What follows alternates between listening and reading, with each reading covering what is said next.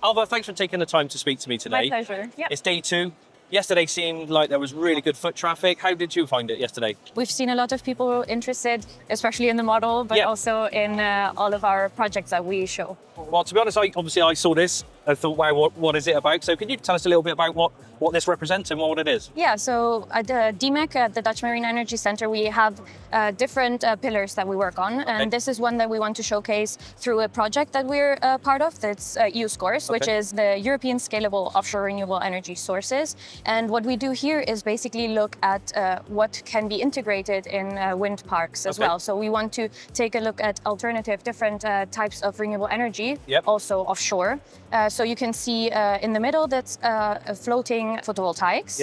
And then you also see a little buoy, which is a wave energy converter. So what we try to show here and also in our work in the project is how can we integrate these different sources together to increase the power output of a offshore park and use basically all the infrastructure that is used for floating wind turbines, but in general offshore wind turbines, so that we can use it better with different types of technologies as well. We like to show this here because we see that there's a lot of offshore wind, but these other technologies we are really engaged in. So we really like to be an accelerator for different technologies and developers as well, that we can showcase here what their advantages could be. And what we also added here a little bit that you can see is a few animals, and that in the corner is a bird hotel as well, because that's also another part of our pillars is nature inclusive conservation. Design.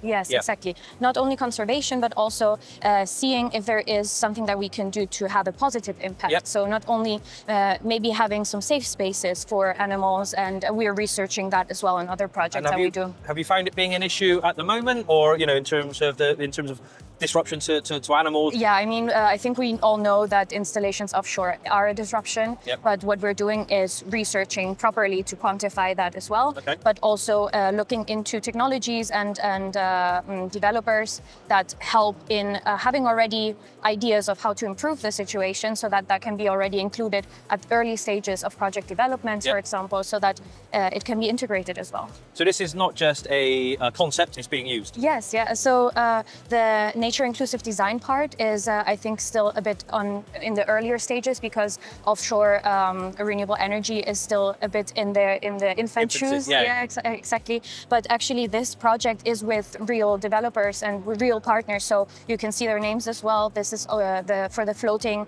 PVs, it's Oceans of Energy, and for the WECs, it's Core Power. So these are people that actually are already putting stuff out there. Good. Just one last question. We're obviously in November, towards the end of the year. How has the year been, for you as a company, and how do you see, obviously, the future years? So for us, I've started at DMEC quite recently.